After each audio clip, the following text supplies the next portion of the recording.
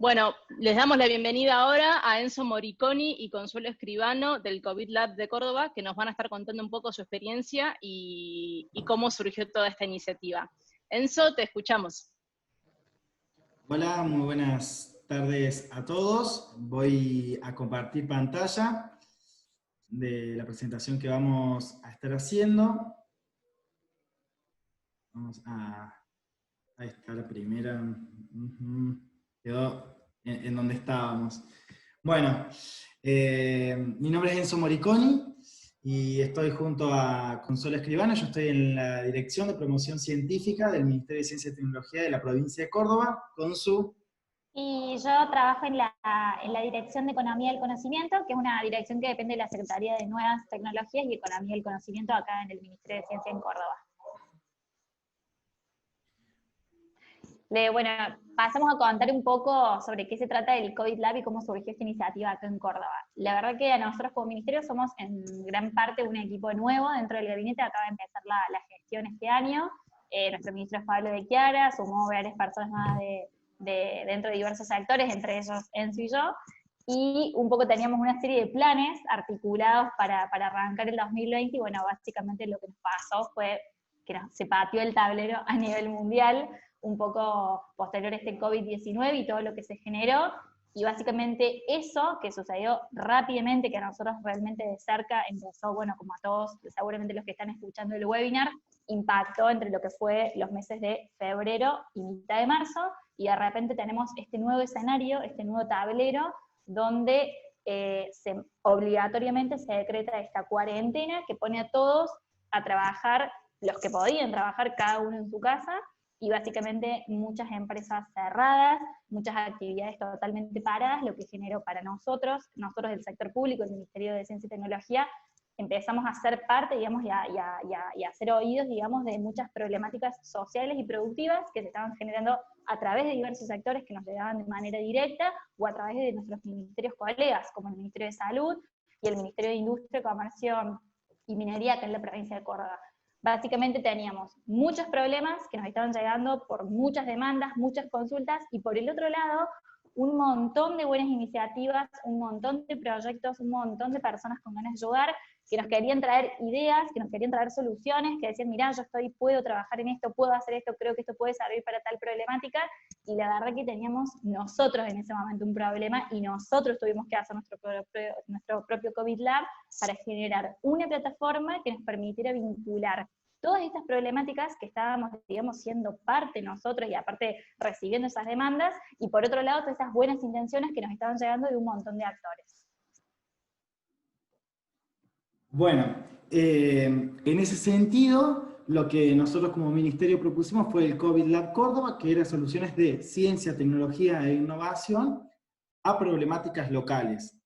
Este COVID Lab fue del 28 de marzo al 31 de marzo. Es decir, la cuarentena obligatoria arranca el 18 de marzo y nosotros 10 días después ya estábamos con este COVID Lab activo e iniciando. Por lo tanto, y todos se acuerdan cómo estábamos en esos momentos, había como, bueno, muchísima incertidumbre, ganas de colaborar, de ayudar, de sentirse útil también desde cada hogar, y desde que nosotros hicimos el lanzamiento, el 25 de marzo hasta el 28, que ya estábamos comunicando los participantes que habían quedado, hemos recibido 1.500 inscripciones de todo el país, e incluso de países como Italia, Francia, España, Alemania, Colombia e India. Nosotros, la inscripción era abierta, por lo tanto se podían anotar personas de cualquier profesión, de cualquier lugar, y bueno, lo que también detectamos es que también hubo una gran variedad de personas por edad. En los equipos habían personas de 18 a 74 años en algunos casos. Los 1.500 participantes se dividieron en 72 equipos que trabajaron, bueno, durante esos 4 días muy intensamente. Ahora les vamos a explicar bien, porque ustedes ven que hay 72 y 40 estaban con facilitadores y 32 fueron autofacilitados. Ahora les vamos a explicar la estructura y lo van a poder visualizar bien. todos los equipos, los 72, llegaron a proponer una idea de una solución para el COVID en ese momento. Antes de arrancar con la estructura, le vamos a, bueno, Consu vas a comentar cómo fue el pre-COVID. Tratamos como para contarles un poco cómo es la historia de este COVID Lab, que es básicamente un hackathon virtual que organizamos entre diferentes instituciones, para que vean cómo fue nuestra etapa pre-COVID Lab, durante el COVID Lab y post-COVID Lab, que un poco de alguna manera todavía seguimos transitando desde el Ministerio con los diferentes agentes, digamos, o actores que estuvieron participando. En el pre-COVID Lab, que fue básicamente nuestro propio hackathon virtual como equipo, porque nosotros también estábamos separados y nosotros teníamos que generar, digamos, y trabajar esta iniciativa, empezamos a ver, para tratar de armar todas estas partes y qué fue lo que tuvimos que ir definiendo. Primero, básicamente, bueno, obviamente después de la detección de nuestro propio problema y nuestro propio desafío, que fue obviamente hacer este hackathon virtual para Córdoba en su principio, aunque más allá de eso se abrió un poco para participantes de toda la Argentina y participantes del mundo. Primero ver cuál era nuestro mapa de actores y partners, quiénes eran nuestros socios en este juego, ¿sí? Con quiénes íbamos a trabajar y quiénes nos iban a apoyar para hacer esta iniciativa. Cada uno de estos los vamos a ir profundizando, por eso no los voy a desarrollar ahora, sino que los vamos a ir viendo uno a uno para que puedan tener una idea de cómo fue esta organización, este hackathon en el marco de la pandemia. Después de ver con quiénes íbamos a trabajar, seleccionar los actores claves, básicamente esta estructura del sector del Sistema Científico y Tecnológico de Córdoba, definir y validar las problemáticas. ¿Cuáles problemáticas? ¿Por qué esas problemáticas? ¿Y cómo hicimos para llegar a eso? Es en sí mismo un desafío decidir y elegir sobre qué vamos a trabajar en el marco de un hackathon cuando estábamos recién arrancando la pandemia y había más de un problema para elegir sobre qué íbamos a trabajar o trazar la línea para decir, bueno, cuál va a ser nuestra línea de base para plantear este hackathon entre todos los equipos que se presenten. Armar el equipo de trabajo, porque en su momento, si bien nos arrancamos con Enzo esta idea, el ministerio, digamos, nosotros teníamos un montón de gente que podía trabajar desde la casa y que no podía trabajar desde la casa, entonces cómo armar un esquema de trabajo donde la virtualidad no está organizada previamente, sino que se nos impone y tenemos que empezar a trabajar de esta forma, dejar de vernos todos los días y ver cómo íbamos a trabajar y con quiénes íbamos a trabajar en ese sentido y bajo qué estructura. Y por último, diseñar esta plataforma donde íbamos a estar trabajando todos juntos, a través de qué documentos, bajo qué lineamientos, y obviamente cerrar y diseñar todo lo que va a ser esta imagen del hackathon virtual, que fue en este momento el COVID Lab, y cómo iba a ser, digamos, esa comunicación. Esto arrancó siendo una iniciativa del Ministerio de Ciencia y Tecnología, se fue ampliando en medida que sumamos a todos estos actores, y básicamente terminó siendo una acción de gobierno en sí mismo.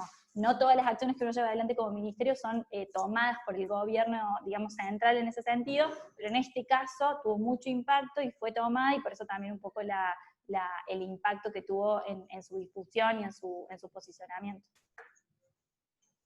Bueno, acá, como comentaba Consu, está el mapa de actores y los partners que nos acompañaron en esto.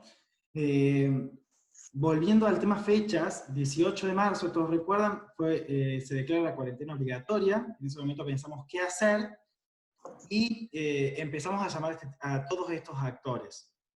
Junto a estos actores, durante el fin de semana antes del 25, entre el 18 y 25, nos organizamos distintas reuniones, sobre todo con los secretarios de Ciencia y Técnica de las universidades, para definir cuáles eran los problemas puntuales y más urgentes y con las capacidades locales para poder abordar desde la ciencia y la tecnología.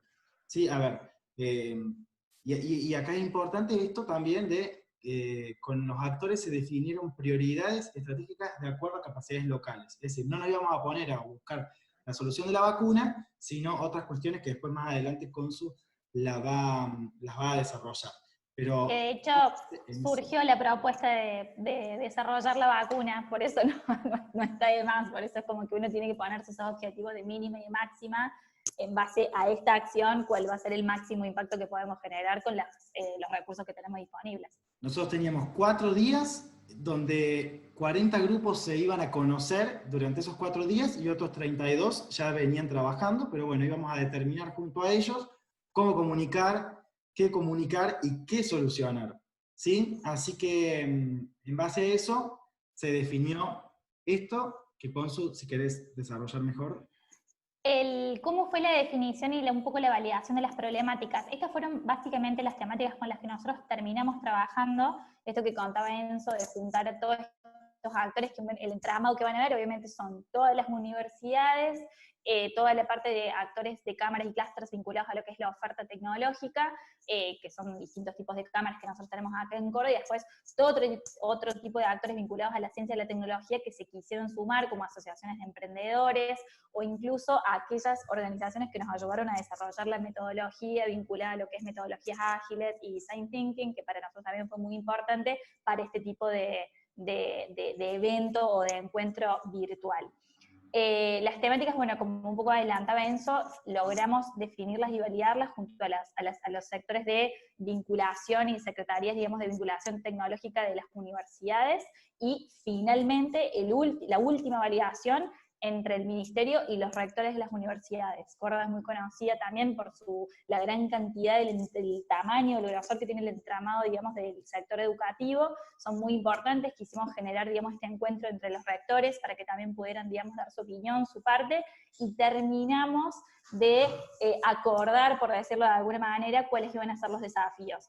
Estos desafíos, como para que les quede, toda esta información la pueden encontrar en el micrositio del COVID Lab, pero nosotros decidimos cómo agruparlos en 5 temáticas. Desafíos vinculados a lo que es el seguimiento del virus minuto a minuto, cómo sería la vida en aislamiento social, soluciones vinculadas a problemáticas surgidas a partir de lo que es la cuarentena. En tercer lugar, la vida post-cuarentena, cómo se imaginaban que iban a ser esta situación de reinserción a esta nueva normalidad, ya en el primer mes de marzo, ya pensando, digamos, cómo va a ser esto que viene después de esta cuarentena, que no sabíamos cuándo iba a terminar.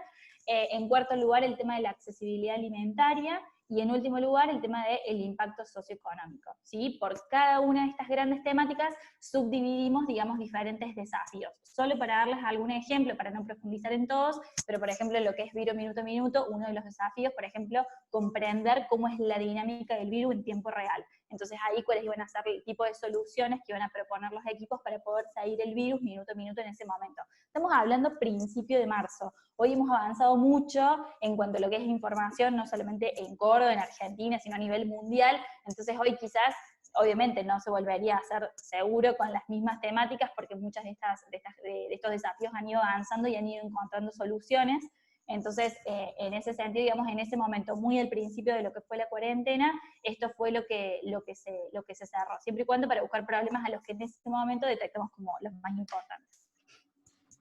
Bueno, una vez que ya teníamos todo esto determinado, lo que ya había que avanzar es en la organización de toda una estructura de trabajo que iba a demandar el tiempo necesario durante del 28 al 31 de marzo. Esto cuando se propone, incluso cuando estábamos trabajando ese fin de semana antes de desarrollar el COVID Lab, se pensaba algo mucho más chico, para unas 100 personas, donde en principio íbamos a ser los coordinadores, los responsables de llevar adelante el trabajo. Cuando vimos la cantidad de inscriptos que había, y eso también es un poco lo que originó que todo el desarrollo lo haya trabajado en red y con grupos y con los actores y partners. Cuando nos dimos cuenta de la cantidad de gente que había inscripta, empezamos a desarrollar una estructura para no dejar gente afuera, porque de pensarlo para 100 y tener 1.500 inscriptos, era muchísima la gente que si no no iba a poder participar del COVID Lab. A partir de ahí, estuvimos con Consu como coordinadores generales de esto, donde además de llevar la coordinación, también estábamos a cargo de la comunicación, de chequear y ir validando, haciendo un seguimiento de la comunicación, de las piezas gráficas, de las presentaciones que se realizaban, de todo lo que tenía que ver con lo institucional, la técnica. Bueno, había todo un equipo que nos estaba acompañando a nosotros en estas temáticas, en estas áreas, y nosotros lo íbamos también validando.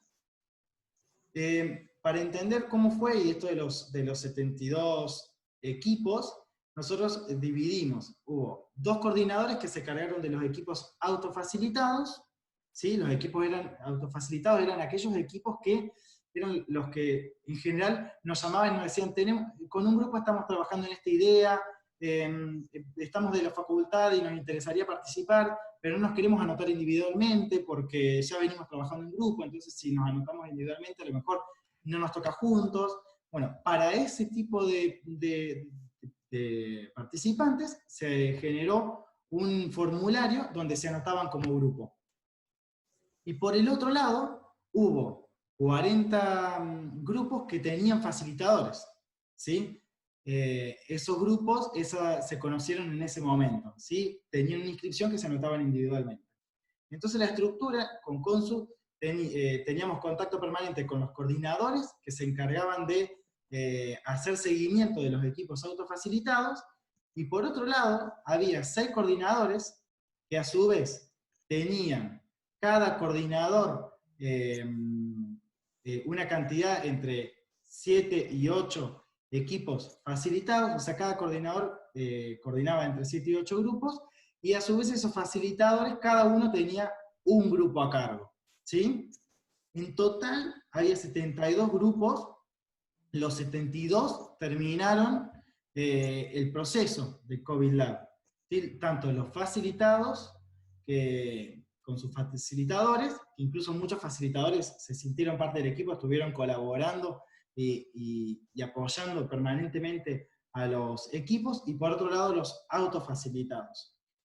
A partir de ahí, bueno, ya vamos a avanzar después en cómo se originó esto, pero hubo 28 jurados también de las instituciones, de las universidades, de las cámaras empresarias, que evaluaron los proyectos, y hubo 17 menciones que otorgó ese jurado, y a su vez el público a través de Facebook votó a un grupo por temática. O sea, nosotros definimos 5 temáticas, y el público luego, a través de Facebook, definió un ganador por temática. O sea que en total tuvimos 22 menciones, hubo menos, no significa que ganaron, que hubo 22 grupos mencionados, porque en algunos casos el mismo grupo que recibió votación del público también fue mencionado por el jurado.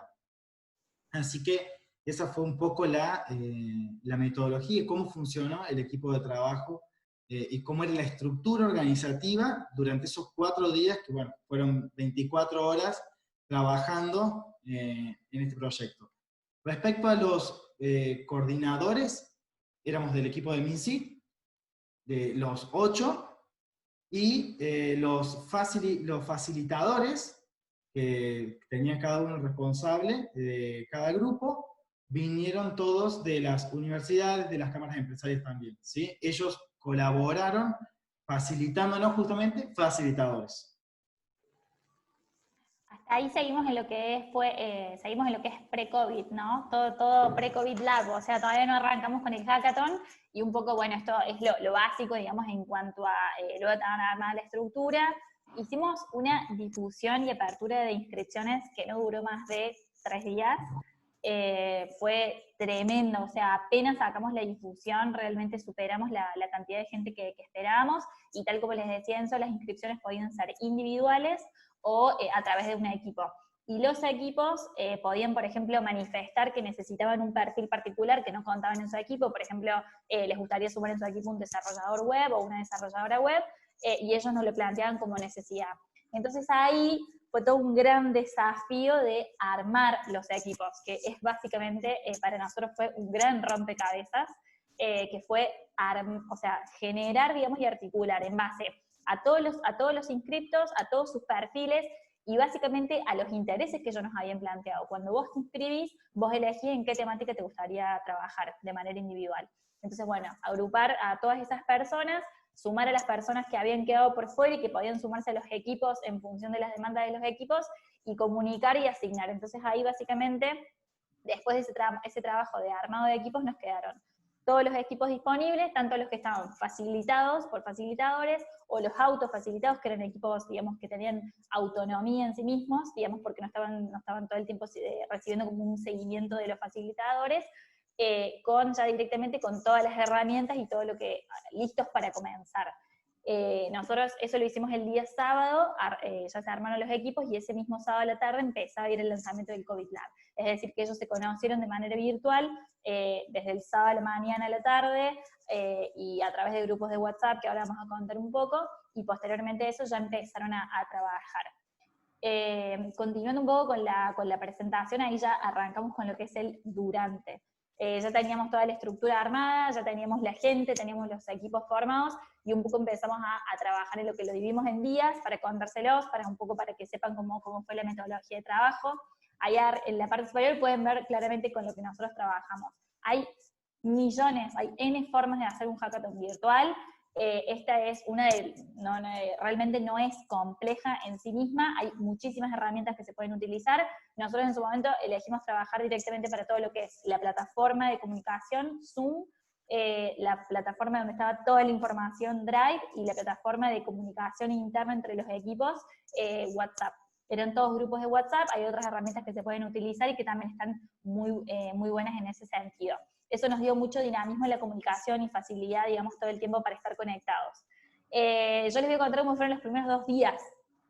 El sábado, los primeros 2 días de COVID Lab, porque para nosotros había arrancado hace unos días anteriores, digamos, con todo lo que fue la organización. El sábado 28, nosotros arrancamos con lo que fue, como ustedes saben, que los equipos se conocieron en sus grupos de WhatsApp y nos pusimos todos en contacto en la primera conferencia de apertura. Esa conferencia explotó, todos se conectaron, había gente conectada en Zoom, en YouTube Live, o sea, estuvo muy bueno, y fue básicamente donde nosotros le presentamos cómo iba a ser todo el COVID Lab. Recién ese día los equipos se enteraron cuál era finalmente, obviamente, el equipo con el que iban a trabajar, su facilitador o su facilitadora, y cuál era el desafío que les había sido asignado.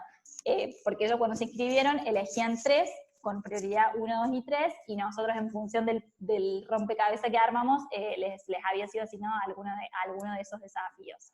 En ese sentido, en esa primera conferencia del sábado, nosotros lo que hicimos fue, como les contaba, presentar toda esa estructura y contarles cuáles iban a ser los entregables. Van a ver que durante los 4 días había 5 entregables que ellos tenían que ir presentando y que nosotros, digamos, les mostramos conjunto a los facilitadores y a los equipos, digamos, autofacilitados. Para todos esos entregables trabajamos en Drive, cada equipo tenía su carpeta de entrega, y cada equipo, digamos, y todos debían seguir las mismas formas de entrega en cuanto a horarios, templates, y formas y dinámicas que utilizar para poder llegar a ese primer entregable. Eso fue el día sábado, conocer el desafío, conocer el equipo de trabajo y conocer cuáles eran los milestones o los entregables que iban a tener que cumplir durante los 4 días. ¿Cómo fue el domingo? El domingo, ellos cada día subsiguiente tenían que hacer entrega de 2 entregables. El día domingo, a las 13 y a las 21 horas, bueno, el primero es la entrega del problema, que lleva mucha discusión, por eso le dejamos mucho tiempo. Ya el sábado empezaron a hablar y discutir sobre esto.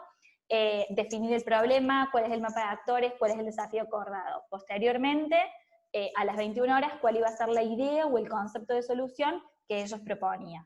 Y eso ya nos deja como, ya sabemos cuál es el problema, ya sabemos cuál es la solución, y también viene un poco la parte interesante que ahora les cuenta Enzo del lunes y el Bueno, el día lunes ya arrancaban con el producto mínimo viable. Nosotros le habíamos dado una capacitación a los facilitadores sobre qué esperábamos de producto mínimo viable, y además les habíamos dado un template, justamente como comentaba Consu, donde tenían que ir completando. Ahí tenían que especificar cuál era el valor agregado, la innovación, la solución que generaba para el público determinado.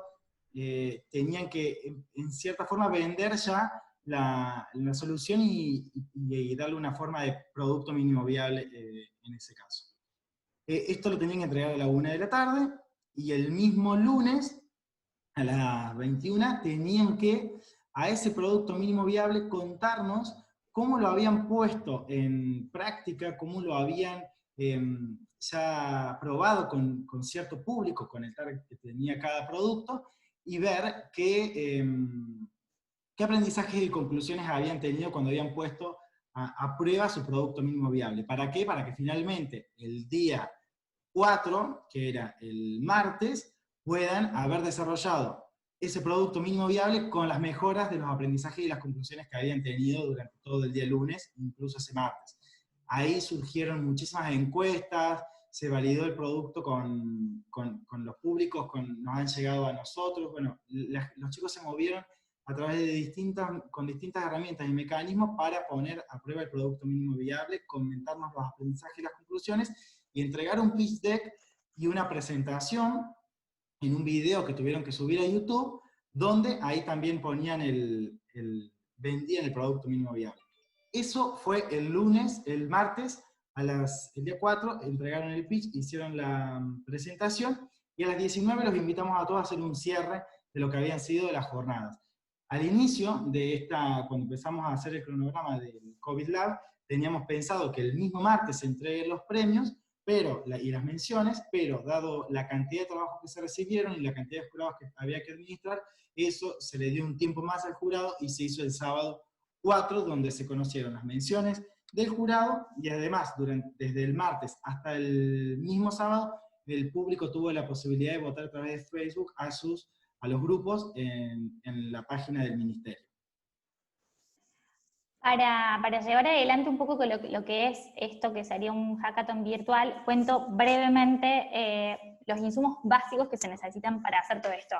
Hay metodologías y herramientas vinculadas a lo que es el design thinking y las metodologías ágiles que son necesarias, y es necesario que los facilitadores que dan apoyo y que dan seguimiento a los equipos de trabajo tengan en cuenta y se las trasladen y se las transfieran para que ellos puedan realizarlo y llevarlo adelante. Por eso nosotros, para hacer cada uno de los entregables, primero que hicimos capacitaciones, ahí lo pueden ver, training a los coordinadores, training a los facilitadores en estas herramientas, porque ellos debían hacerle la bajada a cada uno de sus equipos. En ese sentido, los equipos, para llevar adelante cada uno de los 5 entregables, tenían herramientas que nosotros le brindábamos, por ejemplo, cómo hacemos para definir el problema, qué herramientas utilizamos para llegar a la solución, qué herramientas utilizamos para validar, por ejemplo, nuestra solución con el mercado en un formato de producto mínimo viable, ¿sí? Entonces, en el marco de un hackathon virtual, ¿no? Por ejemplo, hacer encuestas a tantas personas y probar o testear la herramienta que hemos desarrollado. En ese sentido, había diferentes documentos e información que uno tenía en la plataforma, podía ir siguiendo una hoja de ruta a través del cronograma y la agenda del COVID Lab, donde la idea era no perderte en dónde tenías que entregar las cosas, qué templates tenías que digamos, utilizar para los entregables, y que vos vayas avisando en esa planilla de seguimiento cómo iba avanzando tu equipo con toda la información. Es muy importante tener un reglamento de trabajo, no solamente, o sea, para los coordinadores, para los facilitadores, para los equipos, en sí mismo no deja de ser una actividad que se lleva adelante por un montón de personas que van a estar en contacto. Toda la información cargada en un solo lugar, ya sea tu plataforma, tu micrositio, tu drive, en ese sentido, donde puedas, digamos, depositar todo lo que, con las herramientas y lo que estás utilizando para trabajar. Y sí, por último, todo el paquete de información, evaluación, instrucciones, para ese jurado que de repente va a recibir toda esta información para poder evaluar. Y ahora sí pasamos a un poco a interesante esta parte de lo que es el COVID Lab, el post-COVID Lab, que les va a contar Enzo también. Bueno, post-COVID Lab, nosotros lo que hicimos es darle seguimiento primero a los equipos que habían recibido mención. Hicimos un ciclo de webinars, que eran los martes y los jueves a las 6 de la tarde, donde invitábamos entre 4 y 5 equipos de los que habían sido mencionados para que cuenten al público la idea que habían presentado en el COVID Lab. ¿Sí? Eso nos permitió además darle continuidad, saber cómo continuaban los equipos, ver si se había desintegrado el equipo, si no, si estaban buscando alternativas de financiamiento, de seguimiento de la idea, etc. A partir de ahí es que surge que al continuarles dándole un seguimiento, empezamos a tener contacto y empezamos a acompañarlos a los grupos en distintas presentaciones, y no solamente, acá quiero contar muy brevemente, empezamos a detectar que había grupos que habían trabajado sobre la misma temática, los agrupamos, ese fue el caso de los respiradores, muchos grupos que presentaban experiencias relacionadas a ella, y por otro lado hubo un grupo que trabajó sobre un protocolo para odontólogos para la vuelta del trabajo. Y eso fue muy bueno porque ese grupo lo vinculamos con el Colegio de Odontólogos, con la Facultad de Odontología de la Universidad Nacional, y junto con el Ministerio hemos desarrollado un protocolo que después se elevó a COE, y fue el que sirvió de base para que el COE emita un protocolo de bioseguridad a los odontólogos y puedan volver al trabajo y desarrollar las actividades que eran de emergencia en ese momento. Por otro lado, a otros grupos los acompañamos, hubo 9 grupos que se presentaron a un programa de impulso de emprendimientos y proyectos de la agencia Córdoba Innovar y Emprender, los cuales quedaron y hoy están trabajando esos grupos y se están terminando modelo de negocio. Un programa de mentoreo. Así que eso está vigente, esos equipos están trabajando en este momento con la agencia Innovar y Emprender. Por otro lado, la agencia I+D+I de la Nación también hizo una convocatoria especial de hasta $100.000 para aquellas ideas, proyectos que den soluciones en el corto plazo para el sistema de público de salud en cuestiones críticas de COVID. Ahí se presentaron 96 ideas de Córdoba, 50 pasaron a evaluación y 10 obtuvieron un financiamiento. No eran todas las que se habían presentado a COVID Lab, pero sí una de ellas. Ahí, como el ministerio continuaba dándole seguimiento a estos grupos, y junto con las universidades íbamos trabajando en el seguimiento de ideas que estaban vinculadas a COVID, nosotros por eso pudimos saber esas cuestiones. Y uno de los grupos que participó del COVID Lab obtuvo financiamiento de la agencia, ¿sí? Este financiamiento que era de hasta $100.000. Que fue, en realidad, 2 equipos del COVID Lab con propuestas similares se unieron para presentarse y fueron seleccionados. Eso fue muy bueno. Proyecto conjunto de CEPROCOR y el Centro de Arteaga, ¿sí? De la Cámara de Industriales Metalúrgicos y de Componentes de Córdoba. El CEPROCOR es del Ministerio y el CTDA es de la Cámara de Industriales Metalúrgicos. Después lo que hemos hecho fue ser de ventanilla y emitir avales a también ideas, proyectos que de una convocatoria que largó el Ministerio de Ciencia, Tecnología e Innovación. Estos proyectos eran de articulación y fortalecimiento federal de las capacidades en ciencia y tecnología, eran menos el financiamiento, y además las soluciones podían durar, no debían ser en el corto plazo de manera excluyente, podían desarrollarse durante todo un año. Y además acompañamos a algunas provincias a que impulsen iniciativas como las que nosotros habíamos hecho en Córdoba, que fue la provincia de Chubut, Chaco y Misiones. Bueno, muy bien. Chubut presente, que lo van a llevar adelante ahora en junio, así que muy bien.